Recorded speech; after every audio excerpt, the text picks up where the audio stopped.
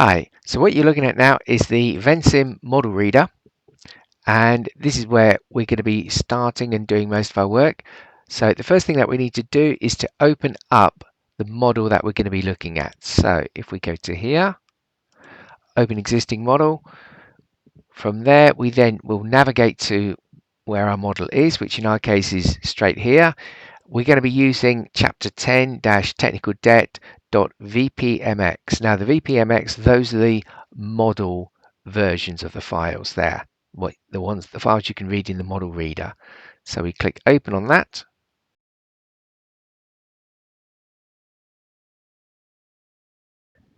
And then it opens up, and it's opened up on the dashboard screen, but there's more than just the dashboard screen or dashboard view there.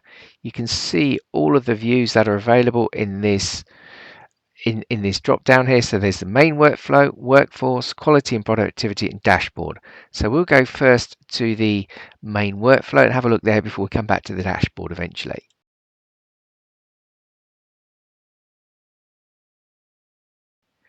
So this is what the main workflow looks like. So I'll shrink it down a little bit. The way that I do that is I hold my control and then move my mouse wheel, and then I move it around. And so this is the main workflow. So this is where the main part of the project is simulated, and it starts mainly within these stocks here and the flows there. Okay, so the pipes. So we start off here with the work remaining. All of the work puts in there, and it's all there at the start of the project. As the work is done, it flows through the workflow and it flows into the work accomplished.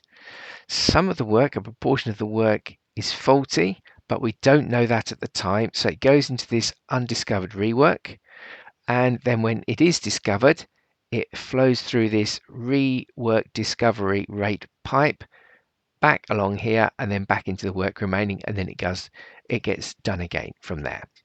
So that's this screen. The bit that I've added on to the model is this technical debt.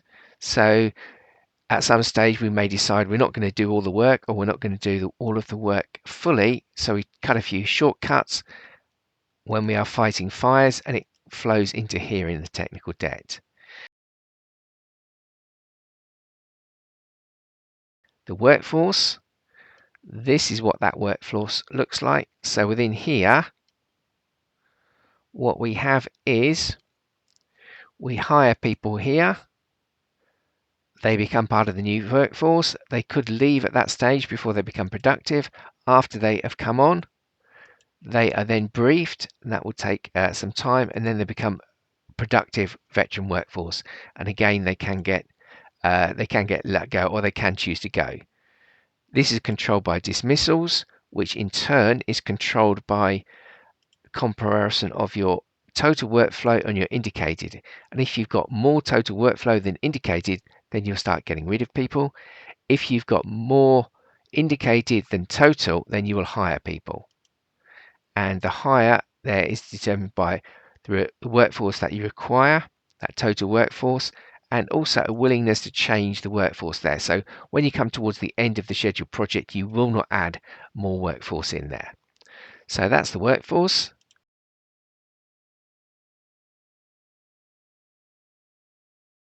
This is the quality and productivity. The important thing here is the work quality and the productivity, and they feed into that main workflow there and determine how much work is done and the quality of it there.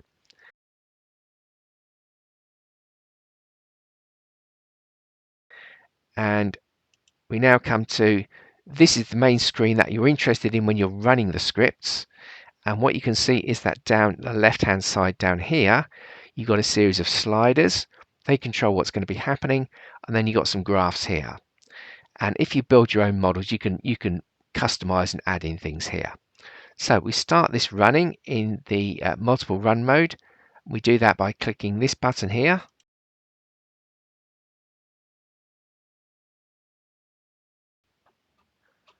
It says it already exists. We said you want to rerun, so a yes. It's now running. You can tell it's running because this icon appears, and also you've got some different buttons here.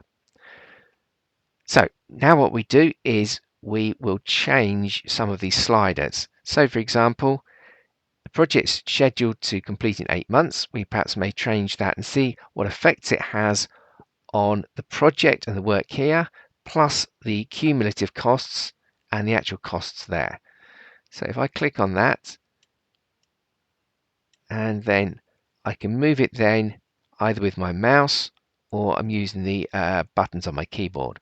So what you'll see is as I'm increasing the scheduled completion date, what you're seeing is perhaps a surprising phenomenon, which is that the actual date when the project was being completed actually reduces, at least initially. If we go an awful long way over, then we'll see that actually it then expands out. But at least initially, it does do that. And we'll come to that in the chapter in the text there. So that's the scheduled completion date. That's for project 1, which is this project here.